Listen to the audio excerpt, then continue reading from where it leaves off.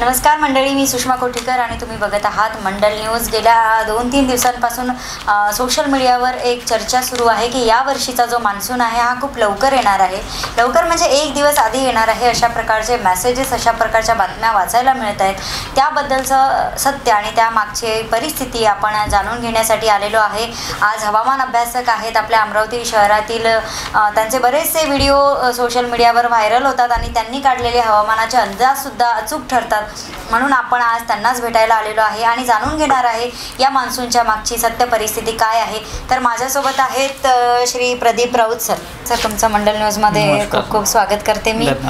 सध्या सोशल मीडियावर आणि अनेक ठिकाणी अशा पद्धतीचे मेसेजेस येतात की यावर्षीचा मान्सून जो आहे तो वेळेवरच येणार आहे किंवा त्याच्यापूर्वी पण येऊ शकतो, तर काही परिस्थिती सत्य आहे? हो, कारण की सध्या जी काही वातावरणाची परिस्थिती आहे आणि जो काही अभ्यास आहे आणि शास्त्रज्ञांना असतील किंवा आपलं जे भारताचं जे मेट्रोलॉजिकल डिपार्टमेंट आहे त्याचा अभ्यास असेल किंवा इतर विदेशातील मॉडेलच्या अभ्यासानुसार जी काही वातावरणाची सध्याची परिस्थिती आहे तर त्यानुसार जर आपण बघितलं तर यावर्षी मान्सून हा वेळेवर दाखल होईल अशी परिस्थिती आहे।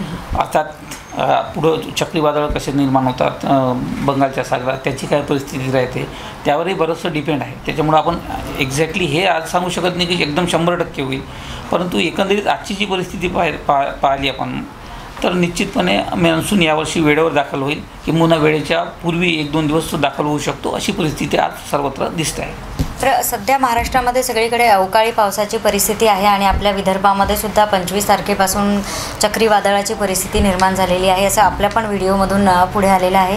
तर त्याचे नेमके कारण काय आहे? कारण म्हणजे शेवटी कसं असते की मान्सून जेव्हा येतो तर त्यात मान्सूनमध्ये चक्रीवादळाची भूमिका अतिशय महत्त्वाची असते। कारण की बंगालच्या सागर असेल किंवा अरबी समुद्र असेल, चक्रीवादळ तयार झाल्याशिवाय त्याला बाष्पाचा पुरवठा झाल्याशिवाय वारे आणि बाष्पाचा पुरवठा हे चक्रीवादळ जेव्हा तयार होते तर याचा जेव्हा संयोग घडतो त्यातूनच ढगांची निर्मिती होते आणि त्यामुळं पाऊस पडतो। त्याच्यामुळं मान्सूनच्या या सर्व प्रक्रियेत हे वादळ आणि चक्रीवादळ याचा सर्वात मोठी भूमिका असते, हेच मान्सून तयार करते। त्यामुळं सुदैवानं यावर्षी बंगालच्या सागरात 7 किंवा त्यापेक्षा अधिक वादळं तयार होऊ शकतात अशी परिस्थिती आहे। आणि जेव्हा जेव्हा 7पेक्षा अधिक वादळं बंगालच्या सागरात तयार होतात तर आपला अनुभव असा आहे महाराष्ट्र आणि विदर्भाचा की त्यावर्षी पाऊस चांगला पडतो। आणि ज्यावर्षी 7पेक्षा कमी वादळं तयार होतात, जशी मागल्या वर्षी कमी झाली तर त्यावर्षी पावसाचं प्रमाण कमी असतं। परंतु सुदैवाने यावर्षी मोठ्या प्रमाणात वादळ तयार होऊ शकतात आणि ते विदर्भाच्या दिशेने महाराष्ट्राच्या दिशेने येत असल्याने बऱ्यापैकी त्यातून चांगला पाऊस होऊ शकतो आणि मान्सून हा अतिशय चांगला राहण्याची शक्यता आहे यावर्षीचा। आता यावर्षीच्या मान्सूनचा पेरणीवर काय परिणाम होणार आहे? पेरणीवर परिणाम म्हणजे शेतकऱ्यांना जे अपेक्षित असते, शेवटी एक स्ट्रक्चर ठरलं आहे आणि त्या पद्धतीनं शेतकरी आपली पेरणी करत असतो दरवर्षीच्या अनुभवातून।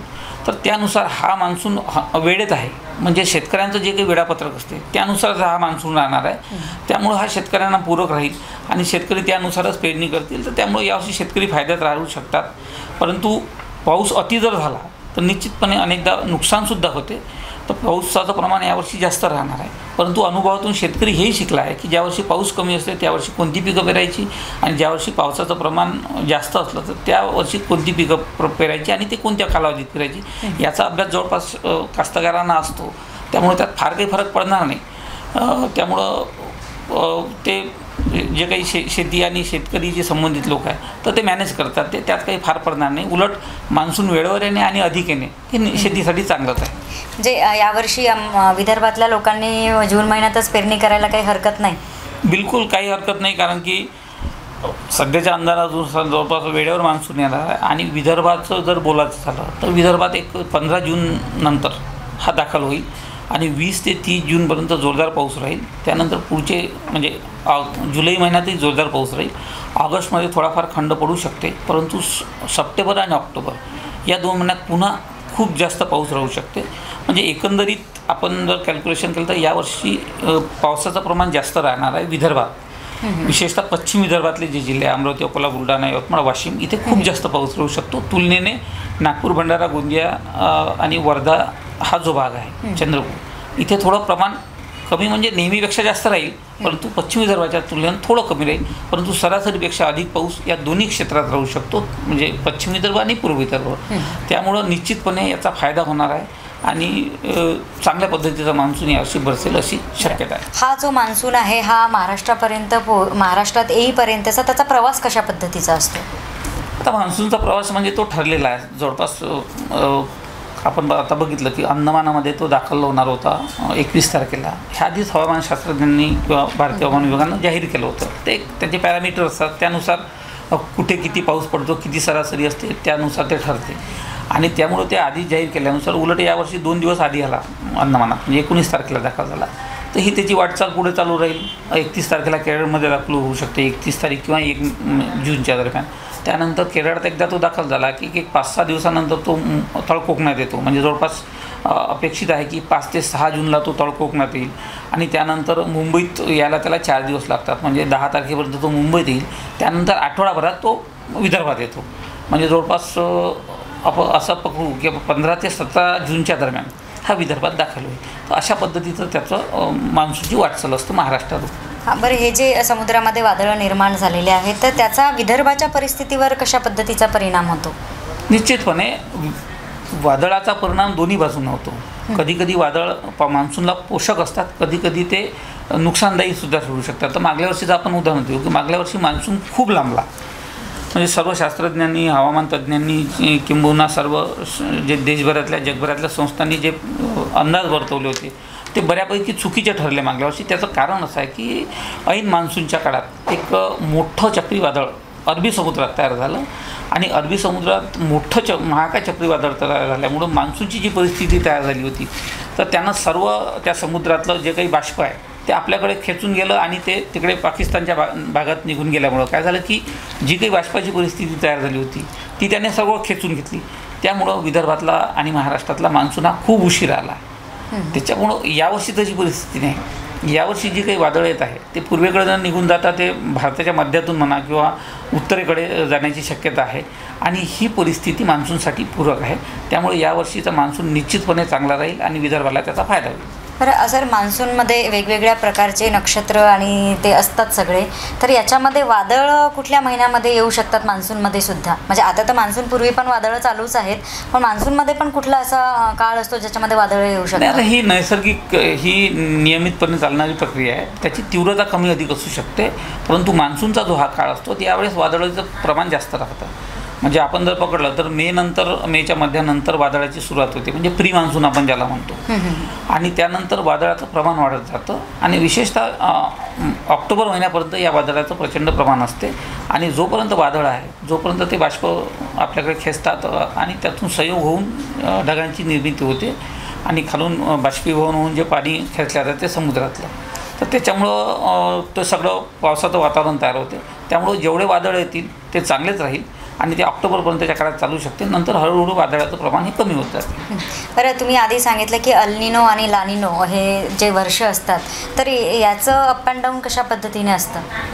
आता ही अल्निनो म्हटलं की अल्निनो ही अशी परिस्थिती आहे की ज्यामध्ये पावसाचं प्रमाण कमी होते, दुष्काळ पडतो अनेक ठिकाणी. म्हणजे आपण ऑस्ट्रेलियाचा जो खंड आहे तिकडे जर बघितलं तर आणि आपली जर तुलना केली तर मागल्या वर्षी आपण बघतो की आपल्याकडे अल्निनोची परिस्थिती होती, त्यामुळं पावसाचं प्रमाण खूप कमी झालं. आशिया खंडात अनेक ठिकाणी दुष्काळ पडले, अनेक ठिकाणी प्रमाण कमी होतं. आणि इंडियन ओशन आता जो IOD जो इंडियन ओशन डायपोल हा सुद्धा निगेटिव्ह होता. आणि त्याच्यामुळं काय झालं की मोठ्या प्रमाणात मागल्या वर्षी पावसात अनियमितता होती आणि त्याचा परिणाम शेतीवर झाला, अर्थव्यवस्थेवर झाला, संपूर्ण ठिकाणी त्याचा परिणाम होतो. या उलट परिस्थिती यावर्षी अगदी उलटी आहे, कारण की आता हा जो अल्निनोचा प्रभाव संपत आहे आणि ला निना सुरू होत आहे. ला निना म्हणजे पावसाचं प्रमाण अधिक होणार आहे आणि सोबतच इंडियन ओशन डायपोल जो आहे तोही पॉझिटिव्ह आहे. तर तो पॉझिटिव्ह असल्यामुळं या दोन्ही गोष्टीचा सहयोग असल्यामुळं यावर्षी भारतात, महाराष्ट्रात आणि विदर्भात जे की मोठ्या प्रमाणात पाऊस कोसळेल अशी शक्यता दाट आहे. बघा सर, तुम्ही तुमचे हे जे तर्क आहे ते अनेक ठिकाणी सोशल मीडियाच्या माध्यमातून मांडत असतात आणि तुमचे आतापर्यंतचे जे अभ्यासातून निघालेले तर्क आहेत ते खरेसुद्धा ठरलेले आहेत. तर तुम्ही या सगळ्या गोष्टींचा जो अभ्यास काढता हवामानाचा तो कोणत्या पद्धतीने करता? हवामानाचा एक तर कसं आहे की आपली जी आवड आहे, जे अभ्यास त्याच्या संदर्भातली माहिती घेण्याची, माहिती संकलित करायची. शेवटी वेगवेगळे जे मॉडेल्स आहे हवामानाचे, त्यानंतर आपले जे भारतीय हवामान विभाग असेल, वेधशाळा ज्या आपल्या आहेत, तर त्यांचा जो काही अभ्यास आहे तो नेटवर उपलब्ध असतो, त्यांचे मॉडेल्स, त्यांचे ॲप्स उपलब्ध आहे. या सगळ्या गोष्टीचा अभ्यास करून आणि आपल्याला विदर्भाची जी काही आपली माहिती आहे तर ही माहिती एकत्रित करून त्याचा जो सार आपण काढतो, तर या अभ्यासातून जो सार निघतो त्याचं प्रेझेंटेशन म्हणजे आपला हा मान्सूनचा अंदाज असतो. तर तो जवळपास सगळ्या मॉडेल्सचा एकत्रितपणे एकसारखा आला आणि आपलाही अंदाज जर त्यात मिक्स केल्यानंतर तो एकत्रितपणे वाटला की आम्ही त्या पद्धतीनं मांडणी करतो, त्यामुळे तो बराचसा ॲक्युरेट येतो. मला सांगा सर की शेतकरी घरी बसून पावसाचा अंदाज लावू शकतील अशा पद्धतीची काही म्हणजे अशा पद्धतीचं काही ॲप किंवा काही इन्स्ट्रुमेंट आहेत का जे शेतकरी वापरू शकेल? आहे, अशा पद्धतीचं निश्चितपणे आहे. उलट आता हा जे काही हे मोबाईल जे आलेले आहेत प्रत्येक शेतकऱ्याच्या हातात, तर याच्यामुळं बराचसा फायदा झाला. आधी दुर्दैवानं अशी परिस्थिती होती की ज्या यंत्रणांना ज्यांनी हे केलं पाहिजे, म्हणजे ज्या आपल्या वेधशाळा असतील विदर्भातल्या म्हणा, महाराष्ट्रातल्या किंवा देशभरातल्या, त्यांनी हे शेतकऱ्यांपर्यंत प्रबोधन करायला पाहिजे, शेतकऱ्यांपर्यंत जाऊन त्यांना सांगायला पाहिजे. परंतु हे दुर्दैवानं होत नव्हतं. आजही ते फार काही होत नाही. परंतु त्यामुळं अनेकदा शेतकरी गाफील राहतात, त्यांना समजायचं नाही पाऊस कधी येणार आहे, काय येणार आहे. आणि आपल्याकडे कसं आहे की म्हणजे कोण वाईट वाटून घ्यायचं कारण नाही, पण आम्ही बघतो आहे की आपल्याकडे ज्या वेधशाळा आहेत इथे या ठिकाणी शास्त्रज्ञ कमी आणि कारकुनी करणारे लोक जास्त आहे. त्यामुळं ते काही फार सिरियसली घेत नाही. त्यांना काही शेतकऱ्याची काय होईल ते पाहून काही क्वचित लोक आहेत जे शास्त्रज्ञ म्हणून काम करतात आणि ते अंदाज व्यक्त करतात, त्यांचा उतरतोही.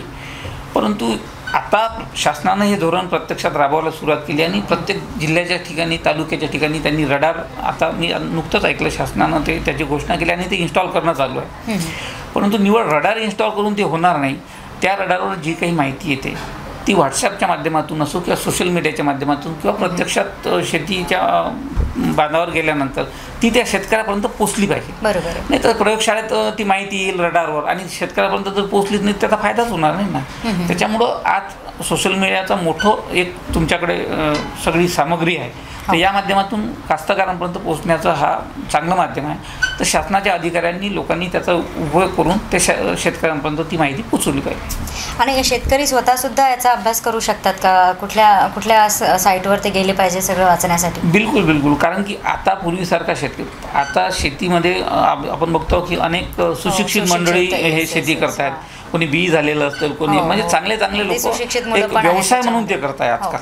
त्याला व्यवसायाचाच दर्जा त्यांनी आणला आहे आणि त्यामुळं जवळपास हे लोक आता सुशिक्षित आहे. आणि तरुण शेतकऱ्यांकडे प्रत्येकाकडे मोबाईल आहे, तो मोबाईल सर्च करतो, गुगल पाहतो, शोधतो, माहिती काढतो.